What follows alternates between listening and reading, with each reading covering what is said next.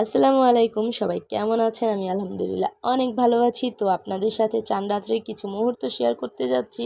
তো এই বছরের চাঁদ রাতটা প্রত্যেক বছর থেকে একটু ডিফারেন্ট কেটেছে, যার কারণে আপনাদের সাথে শেয়ার করা, কিংবা অনেকেরই এইরকম হয়। তো যাই হোক, ভিডিও পুরাটা দেখলে আপনারা বুঝতে পারবেন আসলে কি এমন হয়েছিল যে ক্যাপশনটা এমনই দিতে হলো। তো আমরা ইফতার খেয়ে আমার শাশুড়ি আম্মার যেহেতু পার্লার আছে, যে কারণে আমরা দ্রুত ইফতার খেয়ে পার্লারে প্রচুর কাজ ছিল, দেন তারা সব শেষ করলো। তারপর যখন 1টা থেকে 1:30 বাজে, তখন মোটামুটি কাস্টমার আসা বন্ধ করে দিছে, কারণ অনেক রাত হয়ে গেছে। তো যাই হোক, প্রত্যেক বছর এমনই যায় আমাদের। তো আমরা এবার সবাই মেহেন্দি দেওয়া শুরু করলাম, একজন একজন করে। আমি, আমার ননদ অবশ্য আগে থেকে দিয়ে রাখছে। তো আমি আমাকে একজন মেহেন্দি দিয়ে দিচ্ছে। তো আপুকে বললাম, এই আপুটা অনেক সুন্দর করে মেহেন্দি দিতে পারে। দেন ও আমাকে একটা ডিজাইন দেখে মেহেন্দি দিতে ছিল। তো যাই হোক, ওর মেহেন্দিটা আমার খুবই ভালো লেগেছে। আর আমরা এত লেট করে কাজ শুরু করেছি বিকজ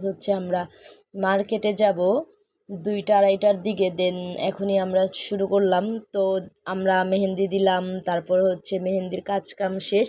দেন আমরা এখন সবাই আড্ডা দিতেছি বিকজ একটু পর আমরা মোটামুটি সবাই ফেসিয়াল করব, কারণ আব্বু প্লাস আম্মুর কাজ এখনও শেষ হয়নি।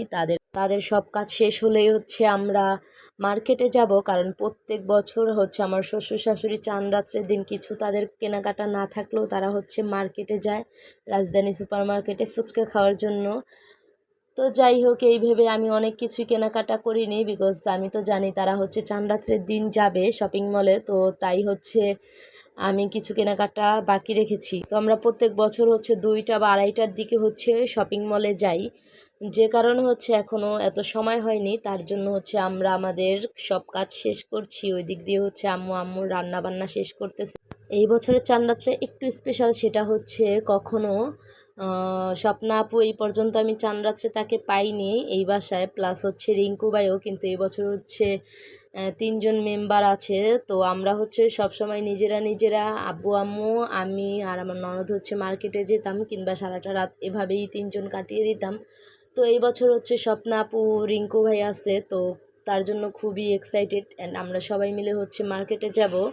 তো আমাদের এক একজনের এখন মুখে ফেস প্যাক লাগানোর পরে একদম ভূতের মতো লাগছে। তো আমি নিজেকে হাইড করে ফেললাম। দেন রিঙ্কু ভাইকে দেখা যাচ্ছে, ওয়াও!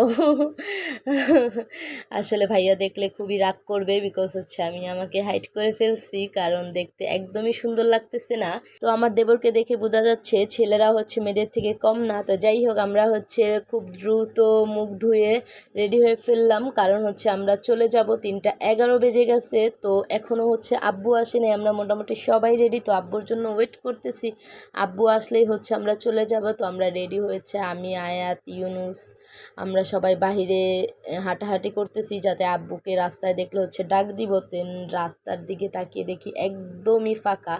তো আমার বাবার বাড়ির নিয়ম, সবাই চাঁদ রাত্রের দিন সবাই যদি এমনিতে 10টা বাজে ঘুমায়, চাঁদ রাত্রের দিন 9টা বাজে ঘুমাবে বিকজ সকালে ভোরে উঠবে। কিন্তু আমার শ্বশুরবাড়ি পুরাই উল্টা, তারা সারা রাত জেগে থাকবে, আর এটা কন্টিনিউ হয়ে যাচ্ছে। কিন্তু এই বছর আমাদের সব কিছুতে মনে সব কিছুতে লেট হয়ে যাচ্ছে।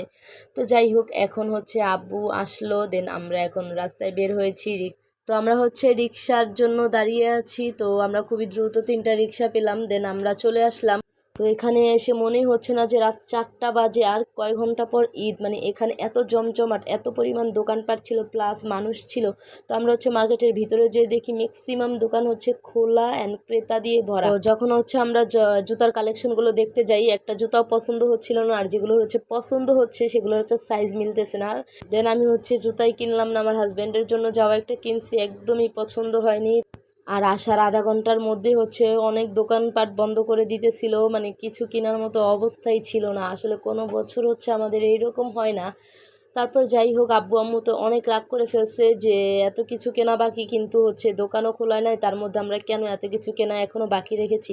তো আমরা যখন গেটের কাছে আসলাম দেখলাম একদম সকাল হয়ে গেছে, আসলে ভেতরে বোঝাই যায়নি। তার মধ্যে স্বপ্না আপু আবার যে মার্কেটের ভেতরে ঢুকেছে আরও কিছু কেনাকাটার জন্য। আব্বু তো খুবই রেগে গেছে যে হচ্ছে বাসায় যে গোসল করতে হবে, নামাজ পড়তে হবে সময় মতো, মানে কি যে একটা অবস্থা হয়ে গেছে, একদম হযবরল। তার মধ্যে হচ্ছে আমরা ফুচকা খেতে গেছি, যে আর কারণ হচ্ছে আমার শাশুড়ি আম্মা একান্তই আসা, সে ফুচকাই পাইনি। তো আমরা হচ্ছে গেটের কাছে বসে বসে তাদের জন্য ওয়েট করতেছিলাম। এইদিকে হচ্ছে 6টা বেজে গেছে, তো তারা তো আমার শ্বশুর শাশুড়ি তো ভীষণই রেগে গেছে। যাই হোক, আপনারা চান রাত্রে কী করেন? আপনারাও কি আমাদের মতো চান রাত্রে মার্কেটে আসেন এত লেট করে?